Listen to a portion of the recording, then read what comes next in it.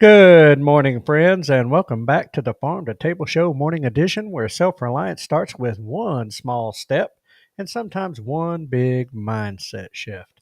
Today, we're diving deep into step 4 on our journey up the self-reliance scale. Replace one system at a time. Step number 4. But not just with to-do list, chicken coop ideas and tips. This morning we're going to ask the harder question. What if the real work of replacing systems begins in the mind before it ever touches your pantry, medicine cabinet, or utility bill? This is episode 1 in this week's series, and we're calling it Systemic Exit: How to Think Like Someone Who's Already Free. That's right, how to think like someone who's already free. Well, let's get right into the myths. Let's straight off the bat. Let's bust the myth out, the swap. Let's start with a little honesty. Now, most of us love the idea of changing systems as long as it feels like shopping, right? We scroll for hours to find natural toothpaste, but haven't stopped to ask this very important question. Why are we still shopping for permission to exit a system? That's what today's show is all about. Because real freedom, lasting, resilient freedom, isn't built on a swap. It's built on a different way of thinking entirely. You see, we're taught from day one to think like consumers. Every part of our modern life trains us to outsource our needs to an expert, an institution, a subscription, or that digital genie on our phone. Oh, yeah, you know which one we're talking about. Anyway, when people finally wake up to how fragile that system is, and hopefully more of you are waking up each and every day, they reach for alternatives, but not always for freedom. There's a big difference between buying from a local producer and becoming one. A difference between dropping a supplement into your smoothie and living in a way that builds actual health. Swapping systems without swapping your worldview just means you're rearranging your chains. And you know how we feel about chains around here. Anyway, every chain, let's get this now, every chain begins in the mind. And there's a quote we love to share here on the show: every system you replace is a chain you break, right? But here's the part we often leave out. Here's the rest of the story. Every chain you wear started as a belief that you adopted. Let that sink in for a minute. Every chain you wear started as a belief that you adopted. Now, that may sound kind of harsh, but hey, you don't just shop at a grocery store because it's convenient. You shop there because somewhere deep down you believe that's where food comes from. Maybe you believe that's where the best deal is. Even if you know better in your head, your behavior is still wired to that belief. And I'm guilty. I'm talking to myself here. Understand this. Same with the pharmacy, the power company, maybe the public school, that 40-hour job. If you work a 40-hour job, I work more than a 40-hour job. But yeah, still, these aren't just services. They're systems that are built on assumptions about life, about provision, and about survival. To exit the system, you have to question those assumptions. You have to see the system for what it is, not just a convenience, but honestly, a kind of captivity. And like any captivity, the first battle isn't physical, it's psychological. And that the war must be won in the mind before it's won on the battlefield. The comfort of captivity. Let's talk about that comfort. The comfort of captivity. Sounds strange, doesn't it? Strange, doesn't it? But it is very real. Think about the Israelites in the wilderness after God freed them from slavery in Egypt. Literal chains, brick quotas, abuse. What did they do? They looked around, got hungry, and said, "Let's go back to Egypt. At least there we had meat to eat." That story hits home because honestly, we do the same things. We leave the grocery store until winter comes and our gardens have failed. We drop big pharma until we get the flu, and then we panic. We unplug from social media until we feel lonely.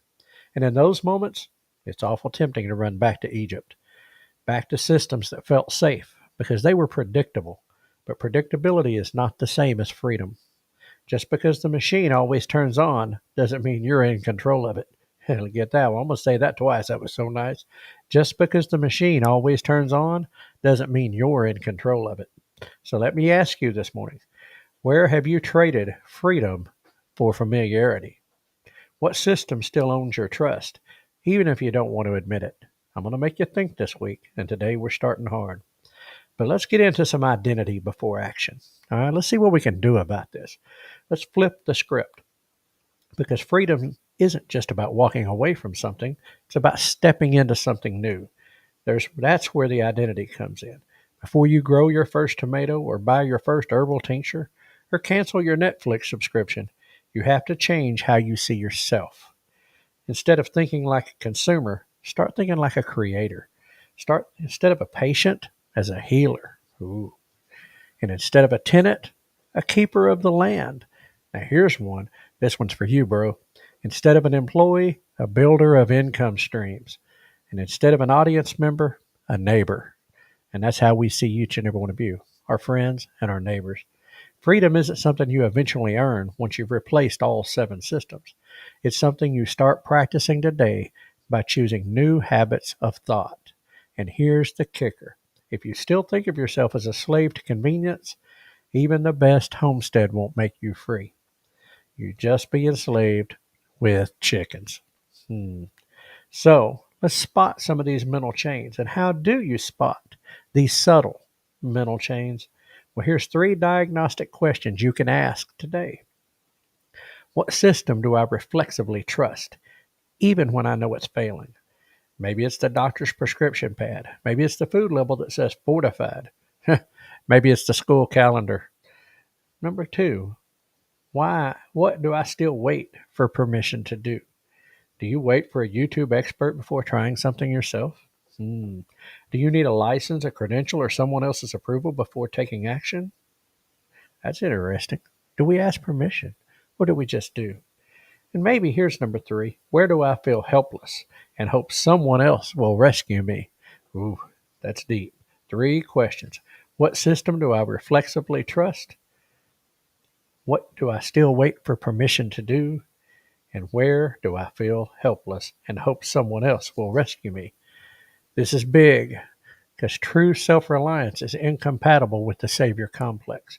If you're still hoping someone will fix the economy, the grid, the culture, or the food system, then you're really not planning to exit that system. You're just hoping for a better Egypt. I'm going to hit you, folks, right between the fields. I'm telling you, I'm doing it to myself right now. So let's talk about some things about systemic exit. Let's bring it down. All right, let's talk about a guy named Jesse.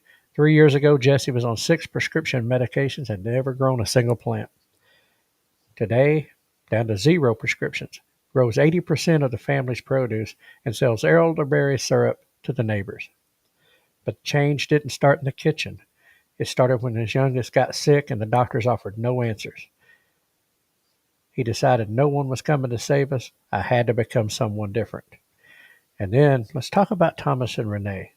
They canceled all streaming services, started a Sunday night potluck in their barn, and week after week it grew, and now it's a heartbeat of their small town. We thought we'd be bored without TV. Turns out we were lonely with it. You see, the exit just isn't about what you give up. It's about what you gain. Relationships, resilience, clarity, purpose. I will tell you, I get so much more done. I get so much more work. And you know, work's not what it's all about, but I have things I need to accomplish. And I'll promise you, I'm not going to get those accomplished sitting in front of a TV, as relaxing as that may be. But that's a different conversation. So the next step, what is your next step? And let's make it practical. All right. Pick one system you rely on daily and journal through the beliefs that keep you plugged into it. Now, this is some work here. It's going to make a little mental exercise. But here's some starter prompts. And these are questions you might ask. What do I believe this system provides for me? What fear keeps me from leaving it? And who would I have to become to no longer need it? This is not about guilt. Okay, I don't do the guilt thing. This is not about that. It's about clarity. Once you've named the belief, you can start replacing it. Okay, you've got to identify that there's a problem. You have to recognize that there's a problem before you can step away from it or before you can change it. First step is acknowledging that there is a situation or a problem. Okay, now let's talk about the exit mindset, entry into something better. I want to remind you of something powerful. You don't have to be fully free to start thinking like someone who is. Mindset isn't the reward for exiting system, it's the map that gets you out. The grocery store is not your source, and the government is not your safety net. Big tech is not your community, and the systems that keep you fed, entertained, medicated, and informed do not define your reality. You do. You have control of those things as an individual. And when you begin to believe that, when you start to live like that, even in small ways, you've already taken the most important step off the grid. So that's it for this topic. Tomorrow, the power cut. Why the system you most fear losing may be the one most worth replacing. So keep planning, keep questioning, and remember every system you replace is a chain you break. So let's keep breaking them together. All right, everybody. Good Monday morning from the Farm to Table Show Morning Edition. This is Memorex Ryan. I'm sorry to say. I knew this week was going to be one of those weeks, and I had to be in to work early tomorrow. So, unfortunately, I will not be here live. You're watching a pre recorded. No live studio audience for this one, but anyway, hope you found this first one of the week, step 4, breaking free of systems, replacing systems. Hope you found step 4, first episode, interesting. Made you think, maybe made you challenge, because I know it does me. That's the beauty of going through all of this is I get to enjoy it right along beside you. I get to enjoy it as we work through it and go through it and learn things along the way myself. So I can't do roll call. Hopefully, Bro is up. Well, actually, it's his evening if he's here, but I'm pretty sure he's in, and I'm sure he can handle the roll call. And Scotty and Robbie and Jeff and Terry and let me see who else should be here. Wow, just totally went blank. That's why you should never start naming names unless you got them written down in front of you. But anyway, Joy Bartlett, hope you're in. Hope everybody had a great weekend. I know for me it was nice to get a little break. We had a little rain overnight last night, but other than that, it was sunshine. I got the yard mowed. One of my son-in-laws came over, and we got on the 2 mowers and tackled that out, and then got my kitchen countertops. 95% done with the countertops. I've got to clean up some residue from the glue, and I've got to finish attaching them to the cabinets themselves. They're up there, they're in, they're functioning, they look great. And that's why I wasn't on the lives on the Sunday night, the Homestead Sunday. That was why I wasn't able to get in there and enjoy that. I was busy working after church today, got in here and got after it, and I just was not at a place I could stop. I had a certain place I had to get to, and so I had to keep pushing. So Jack and Robbie and Red Dirt Rooster, Monty Michelle, everybody else, Donald and Lisa and all. Sorry I wasn't able to make it in yesterday. Maybe next week will be a better week, but definitely wasn't able to make it in, unfortunately. But I was there in heart, I was there in spirit, but progress must be made on this kitchen. So anyway, let's see. So no redneck weather report. Like I said, I hope everybody got sunshine. I know we got rain chances all through the week this week down here, but good temperatures. And, hopefully maybe the rains will kind of begin to slow. I don't really want them to stop. I just I'm sure want them to slow down. I've had enough. But it was a good productive weekend with that, with the weather, and hopefully we have some more ahead as we head into June. Can you believe that it is June 2nd already? I mean, wow. Where did the day go? Where did the year go? I'm just amazed at how fast it has went by so far. But anyway, so let's get into the brain buster. All right. How do you throw away a garbage can? Now, there's a question to make you think. How do you throw away a garbage can? Are they going to take it when you set it at the curb, or are they just going to empty it and put it back? Things that make you go, Anyway, so hope you had a good giggle with that one. Wish I was there to see the comments and see the chat and everything with that. But anyway, y'all have fun chewing on that one. Now, given what we were just talking about, let's get into the quote of the day. Now, this one It's a movie quote. I don't do those often. Well, maybe I don't know. I don't do them often, but it just so fits this one. I had to go with it. So here it is. Unfortunately, no one can be told what the Matrix is. You have to see it for yourself. You ever feel that way? I mean, when you're dealing with things, you're thinking about the systems, you're thinking about what's going on. Do you ever think that we're in a matrix? Maybe not like, the movie The Matrix, but, and that we're plugged in we're just plugged in batteries and everything's, but I mean, that we're in this framework and we're in this matrix and you can't explain it to people that don't understand. It's hard to explain that they're in this matrix. That's how I feel. And unfortunately, they've got to see it. They just got to, the scales have to fall off, the eyes have to be opened, and they got to be able to see it. And you know what? Sometimes that's our job is to help them, but ultimately, at the end of the day, they have to do it. And where did I do it? There it is. I knew I had it. My papers are out of order. I did that from the other day. Let's talk about some upcoming events. Let's get into that. Man, I'm looking up there at the time ticker and just moved right along. I don't have y'all guys to entertain, keep me entertained. No, I don't have my other guys to talk with and respond to chat and have that conversation starter. So, man, we're moving along a little too fast, but it'll just be a shorter show today. I really don't know what the week is going to bring. We've got two guys off that are ahead of me on our lineup roster, and so that means I'm having to go in earlier than I would, and so that's probably going to put this week being one of those weeks. I'm hoping to get some lives in and be there, but we'll see. But consequently, things may move along a little faster. I may have to expand out the topics a little more or come up with a secondary topic behind it. But anyway, so hopefully, hey, I'll tell you one I can talk about right quick. Farmers market started, it's that season, and ours opened up in the little town. I didn't get to make it. I was tied up, and by the time I remembered, it was already late. But it is that season. It's not too late to grow. Not too late to grow with all the rains and everything we've had. But so it is something. I'll tell you a tip I learned today. I was talking to a gentleman who is 94 years old, still going, still planting gardens, still going. And we were talking about regular onions like red onion or white onion or whatever, the vidalias and that type of thing. Not a green onion, but the regular onion.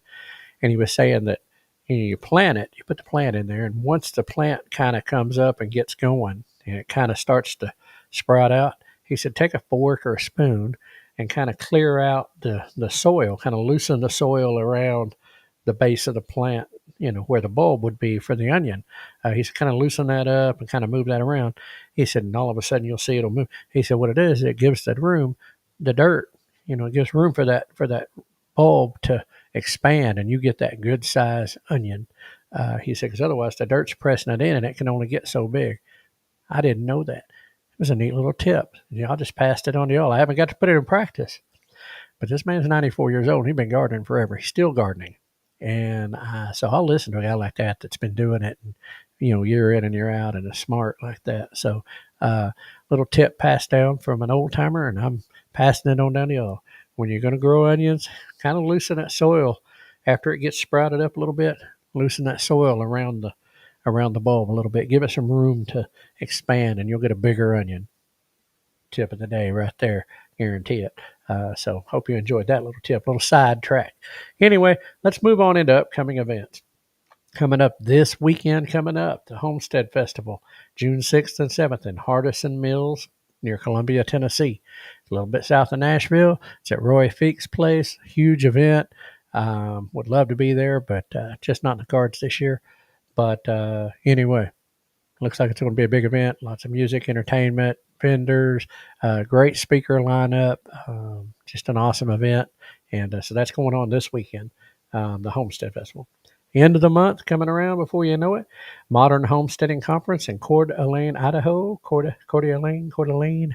Yeah, I just want to say it like I said. Coeur d'Alene, Idaho. June 27th and 28th. And you can find out more information at modernhomesteading.com, or you can go onto the old Facebook and search it out or Google it or whatever, Modern Homesteading Conference, and you can find it again.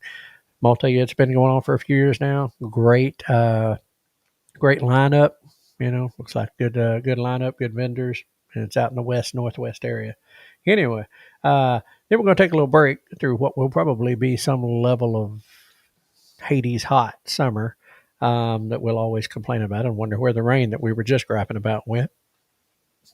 Anyway, life in this part of the country. But anyway, um, September 5th and 6th, first full weekend of September, is Ozarks, put an S on it, Ozarks Homesteading Expo, September 5th and 6th in Marshfield, Missouri. It's the 6th year of this event. The vendors are going to be great. The speaker lineup is awesome. And we had a blast there last year. Looking forward to being there this year. So that's going to be another great event. Again, it's a huge event and it's been going on, and they do a fabulous job there. Really good. I know Kevin and Sarah from Living Traditions, that's the only event they go to. So, it's a good chance to go hear them, meet them. Super nice couple, gracious with their time with us last year, but they do a great presentation. Of course, Joe Salatin, I know John Moody's going to be there. Anyway, great event. Looking forward to it. And of course, September 26th and 27th, Oklahoma Homestead Rendezvous, Southeast Expo Center in McAlester, Oklahoma. Still room for vendors. If you're looking to be a vendor down there, if you're looking for a place to bring your stuff, go to Oklahoma Homestead Rendezvous.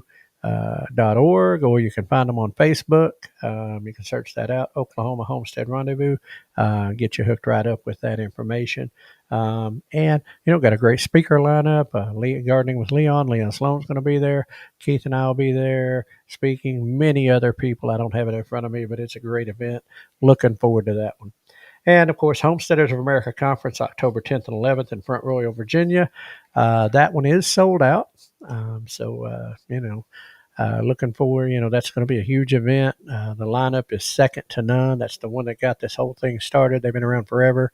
And Amy Fuel and company out there with HOA do a great job. Check out HOA, Homesteaders of America. It's the only HOA you want to belong to, okay? Check HOA, check that out. Give them a look and see what you think.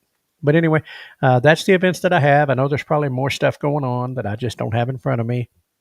I know I don't have them, but I know the details for Pine Cone Fest were released the other day. So I'll be trying to get a hold of that information so we can put that on the calendar. I know that'll be in October as well. And by all reports, that's a good time down there for another meetup. But anyway, that's what we got going on for that. Hey, hope you all are having fun this morning without me. I will, unfortunately, like I said, be at work. So I hope you're having fun in the chat. Hope y'all are kicking it around. Scotty, I continue to pray for your brother with the move that you've got going on, and the packing and the moving and everything. Sorry for it, and man, don't envy that for nobody. Hope everybody again. Hope Jack is doing better. I know he did his show and stuff, did his live last night, and I'm sorry I wasn't able to make that, Jack, and all the others. But anyway, look forward to seeing you all back as soon as possible. Back tomorrow, 6:00 a.m. For episode 2 in step 4 of the self-reliance scale. Sorry, guys. Let me get that. Let's see. Where are we going here? Let's go back. I'm gonna go back up and look this up. So that way I make sure I give y'all the right title for tomorrow. Yep, episode 2, the power cut. Why your first unplug needs to hurt a little. Look forward to that one tomorrow. Okay, that'll be a good one. Look forward to it. I don't yet know the work schedule. What days you see see all that? You know what that is? That's residue. That's glue residue from working with my countertops this weekend, having to put the glues and stuff in places.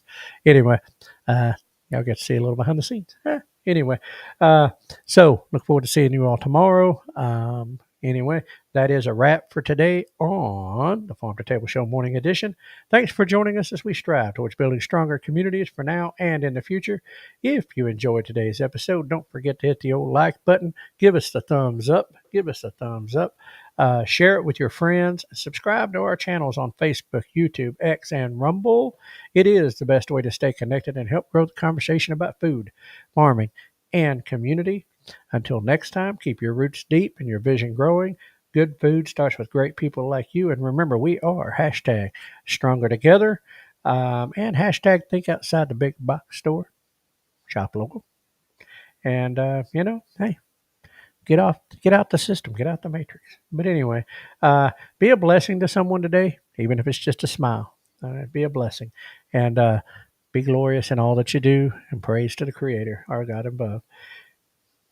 We'll see you on the other side. We're going to hand this over to Hank to take us on out of here. Take it away, Hank. No humans were harmed in the production of this podcast.